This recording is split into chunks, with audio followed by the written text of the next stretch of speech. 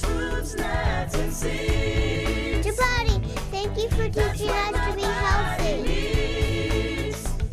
The energy that I feel with these meals. Chapati, that was really yummy. Like a kid with new toys. Health is my greatest joy. Come and see, come and be with our host Chapati.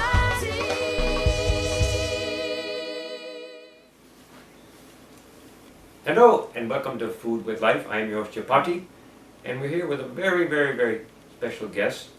He's the director of the Hippocrates Health Institute, a wonderful healing institute in Florida, and it's my honor to welcome Dr. Brian Clements. Nice to be with you today. Very nice to have you.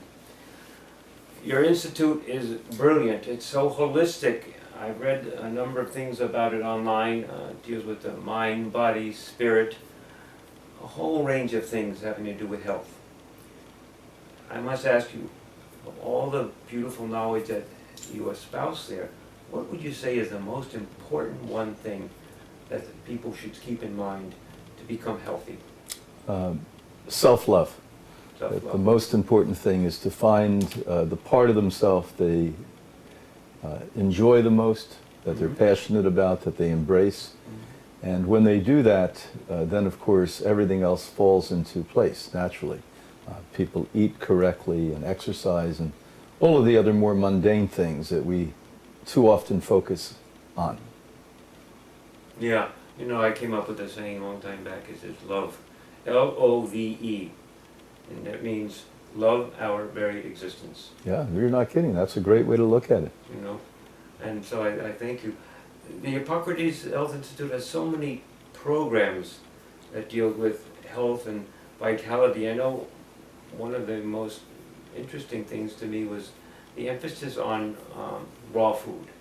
Yes, well, what's really interesting is when you look at every creature on Earth in nature, they eat 100% raw diet. No animal, no creature cooks food other than our species.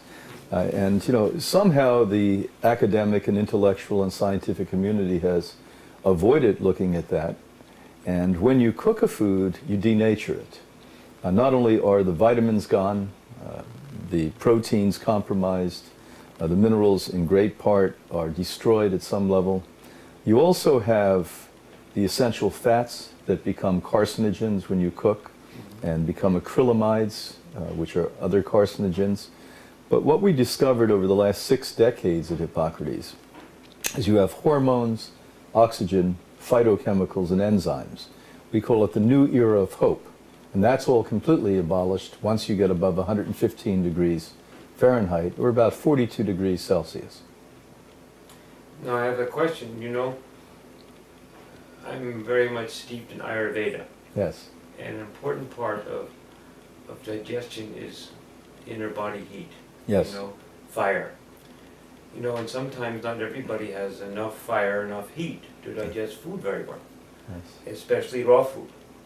So what do you suggest to someone who has that difficulty and they need to eat maybe not overcooked foods, but you know, lightly cooked foods? What would you suggest them? Well, what we have to understand about Ayurvedic medicine, which I studied in India when Prime Minister Desai brought Ann Wigmore and I there, where we went around the country for a couple of months in health camps and practiced raw food on highly diseased people.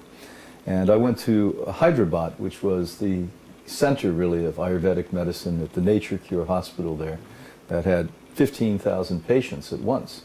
And it was really enlightening to me that 5,000 years ago this system of health began, how incredibly brilliant it was without them knowing much. They didn't know about anatomy, biochemistry, physiology, all of the advantages we have today. And so with that said, we've learned a lot about the body and how it functions in the biochemistry of the body. So if you adapt a proper raw food diet to particular body types, it's always doable. You know, we for 60 years now have been working with every kind of body type you can imagine from all over the world, young, old, men, women. And what we found that you can always make a living food or a raw food diet appropriate if you know how to tweak it. So, regardless of your constitution, if you have some imbalance in that, in the direction of raw food, there's some way to adjust the diet so you can indeed be able to digest it comfortably. Absolutely. See, it was a de-evolution of human beings that we started to eat cooked food. We were all raw food eaters when we were nomads, going from place to place. And the cooking became prominent, I actually believe, for a practical reason, that when the population became more than hundreds of thousands and went into millions of people, what we ended up having is a situation where people lived in close proximity, infections started to spread. And what they recognized instinctually, because they didn't have scientists in those days, is that when you cooked the food, you didn't get the infection. But what they failed to recognize, you also denatured the food. And the life force was gone. Now, if you study, as I did, a lot of the great Indian philosophers, going back to the origins, they told people to consume raw food.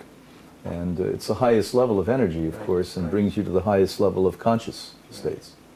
We take a break and we continue. I am your Chapati with our wonderful guest, Dr. Brian Clement. Stay with us. We'll be right back.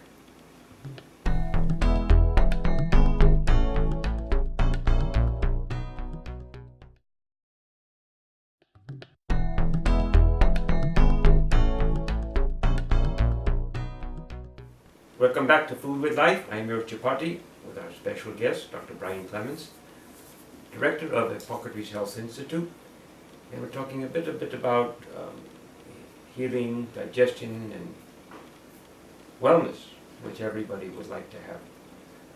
So, that there are definite adjustments you can make, to have your body eat raw food. Even though you may not have the heat inside. So let me ask, the benefits of raw food. I know it's nourishing, it's cleansing, it improves the alkalinity, acidity in the body. Can you say something about, the nourishment of raw food versus something that might not be raw? If you look at the beginning of the 21st century, one of the great findings is the significance of water. We now know that there's a fourth phase of water. We've been taught in science from the time we were children that you have solid, which is ice, and you have vapor, which is boiling, and you have liquid, which is the normal state of water. Well, the real purpose of water, it's a conductor and a projector of electromagnetic energy. Now, when you cook a food, what comes out inherently is a water content. And it's the knowledge from the food, it's the coding of the nutrition, and it's the history of what those nutrients do to the human body to sustain it, to maintain it, to keep it young, to keep it vital. So that's the first problem with it. So, you mentioned the word hope, H. Let's start with hormones. Okay, well, hormones are very interesting. They're the chemistry in the body that's an actual language. And when cells are dying, every second you have millions of cells dying, they ejaculate out the whole history from the time you were conceived and possibly before. And it goes into the new stem cell that becomes part of the bone and part of the blood and part of the cell structure, tissue, soft tissue, etc. So where do you get that reserve of hormones? From raw, uncooked, plant-based food. Oxygen. When you actually cook a food, the fragrance that's coming out is the oxygen leaving it. So I always say breathe heavy over cooking. And the oxygen we've known since 1917 is required for nutrients to truly digest. Right. And so that's in the raw food. Phytochemicals, the most outstanding, which we don't have time to speak about, but you should study this and look into it, all the listeners. Yes. These are the actual medicines that are there to protect you from disease and premature aging and actually help to reverse disease and premature aging. Our reputation at Hippocrates for all these thousands of people recovering, it's because of those phytochemicals. Phytochemicals, I must interject, phyto is light. Plant. So to me it's the energy from the sun that is transmitted into Absolutely. that chemical, no? Phyto is plant and Plant. photo, Photo. yeah. photos. And then enzymes. Your body's really electric. Yeah. And so the most important nutrient, other than water and oxygen, happens to be enzymes. And you only get that in raw food. Once you cook it, these life force are gone. So hormones, oxygen, phytochemicals, and enzymes. Okay, we're going to take a break and then we'll continue with this brilliant information. I am your host, Chapati. This is Food with Life. Stay with us. We'll be right back.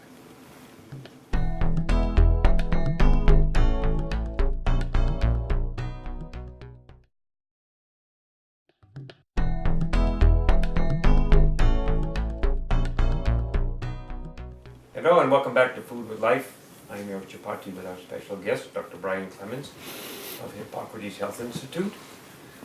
So I was going to ask you a bit, everybody wants to be healthier. Yes. Even people who are healthy want to be healthier, and they want to live longer, Yes. to infinity. Yes. That would be nice. Well, we do in different places and In spaces. different ways, yeah. Different ways. So, is there some type of equation that you might suggest for people, some formula people could use? Well, we'll go back to where we began and then expound on it. When a person has self-respect and love, they have a depth of desire to maintain and contribute. And so it's only passion that gives you the strength to give. And so that's the first step, that's the equation. Now once you're at that place of a passionate existence, then of course you fuel it with raw food that is in total sync with the rest of the universe. The spark of life, as we call it, that actually raises the energy field, the chi in the body, and the consciousness, and gets you in tune with what we would call universal understandings and truth.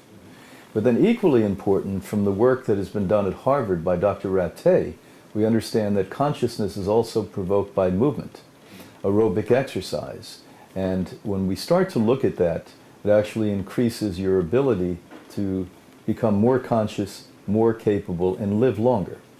We also know from the work that was done in Germany recently that when a person develops muscle from either hatha yogic type of practices or weightlifting as I do, you basically then have hormones coming from those muscles that keep the libido and the mind young and healthy. So one of the reasons when people age, they start to lose memory is because they don't have muscle mass left anymore. And the work that was done at your old alma mater, Tufts University, basically, by Dr. Mayer, confirmed the same thing, going back 35, 40 years ago, about centurions who were active in developing muscle, did it the same way a 16-year-old child did. And so these are all important factors that we've studied empirically at Hippocrates over the last 60 years, and we actually employ. And equally important to us, I don't like to call it religious, but your spiritual connectivity, where you realize that you're not alone, that you're part of a larger whole. Now, whatever that is to you, I don't think one brand works. I think whatever brand is working for you works. That's what I was going to get to that. Yeah. We're talking about a lifestyle for generally quote everyone, but everyone doesn't fit into this sort of thing. That's right. Some people in Ayurveda, I could not imagine them stopping their cooked food. And people who are raw food, I can't imagine them starting to eat cooked food. Right. So how does one fit into another type of system so they can adapt? Well, I had a privileged insight because back in the 1970s, the Prime Minister of India, Desai, brought Anne Wigmore, our founder of Hippocrates, and I to his country. And we spent 2.5 months there in health camps with up to 5,000 ill people in these camps, with a team of medical doctors.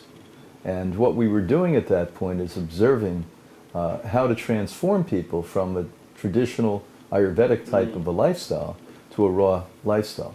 Now what we think is that this is a healing lifestyle because healing has more to do with energy than any other one factor. And so when you increase the energy, the frequency of your body and your cells in your body by putting energetic food into it, then it raises the potential for that immune system to then fight the disease and conquer it. Equally, the same thing with aging. We can slow down the aging process, or the premature aging process, we should say. Can we take up this in just a minute? Yeah. This is fascinating, but I don't want our sponsors to run away. Okay. Stay with us, please. This is Food with Life. We'll be right back with our wonderful guest, Dr. Brian Clements.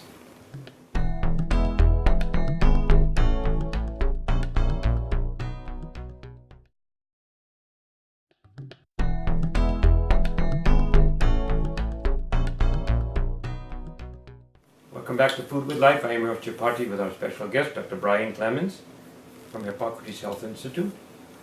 So you were just beginning to touch on this about impressions, actions, and desires, and so forth. Well, at Hippocrates, we created a 21-day program. And although I've talked to some of the great authors of psychology and psychiatry, we're not really sure why, but we all know that it takes 21 days to break a habit. It's cyclical. It's 3 times 7 in the cycle of 7. Now, what we also know is from the work I did decades ago with Monroe, from the Monroe Institute, is that if you use sound, frequency, and light, you actually permeate the cell structure and break the patterns, habitual patterns that are repeated and repeated.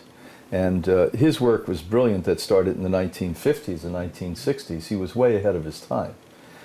So this is what we do. We use a lot of electromagnetic and cold laser, cyber scan, H-wave, undermed therapies, and it's actually reprogramming people in a genteel way so that rather than say reprogram, what it does is bring them back to who they really are. It doesn't really force anything. It actually tickles the body back into being happy once again, we should say. That's a joy. I know that's a key, critical thing is, bottom line is happiness, you know? It's the key. So you can do whatever you want, and so many people these days, they're not happy. They're caught up more in activity and work and this and that, and they're just going. So they have the FF, for false fulfillment. good way to see it, you know. I'm trying to think. Many years I would teach meditation, and you'd see them come in sometimes like they were the end of the world. Yeah. And then after they began to some self-practice and got in touch with their center, they would suddenly become alive. Yeah, if we have to humble ourselves, and we all have it so good, most of us listening today. You know, we have homes, we have food, we have people that love us, we have work, we have security. And why bring about all of this negativity in our life? Humble and relax and be gracious and have gratitude. Right. And, you know, then your life becomes worth living. Very much. Are there any particular foods that you could suggest for people that might let them sit back more? It is a psychology, but yet in some way the mind and body go very well together. Oh, you know? absolutely. So foods that you suggest, or something with their diet that would actually allow them to be more at ease? Yeah, if you look, for instance, at the Ayurvedic principles, where you would talk about the use of particular cooked foods to calm the body, I would talk about root vegetables without the high fructose or sugar content. So in our generation, we ate a lot of rutabaga and turnips. These are great foods to calm the body. There are certain sprouts, as an example. We take hops, the same thing they put into beer, but we take the seed and we sprout it. It's phenomenally relaxing to the body. And it actually puts you at ease and calms you without having a narcotic effect on you. We also recognize that foods that have high vibration from the sun, as we spoke earlier, we talked about photons, also have that enlightenment factor that nothing else really does. So drinking juices made out of sprouts are phenomenally effective in grounding you and giving you a larger view of reality, as we should say. It has to be fresh juice. Has to be fresh. You can't buy it in a bottle.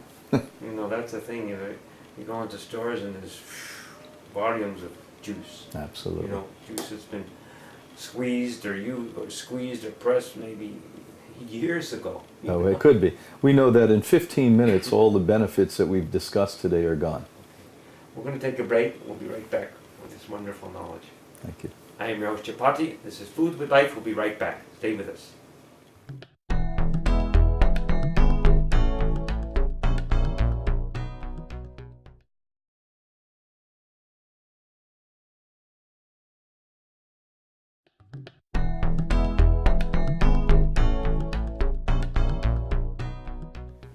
Welcome back to Food with Life. I am your host, Chapati, with our wonderful special guest, Dr. Brian Clements of the Hippocrates Health Institute. So you had touched on a bit more about laser therapy, electromagnetic ideas. Explain to me how they work here. Well, when people hear laser, they think of surgery, they think of cutting, but there's a cold laser that actually today is really extraordinary on a scientific level. It's in a way collecting photons from the sun and mimicking them. So it permeates the body without any invasion. And so when we have, for instance, a part of a body that there may be a tumor mass in or a circulatory problem, when you start to inject that light, it goes right through and stimulates healthy cells to start to erode the concern that one person has. Electromagnetics the same. You know, the body works on a particular hertz and frequency. And when you're sick, it's either too high or too low. And so what we're trying to do is like harness the electromagnetic frequency and normalize it again. Now I've been using these all for 35 years at Hippocrates, and it's been phenomenal, the things we've seen in helping to support the immune system. But again, we cleanse the body. You know, of course, everyone gets colonic therapies, and we use wheatgrass. We brought wheatgrass back to the world.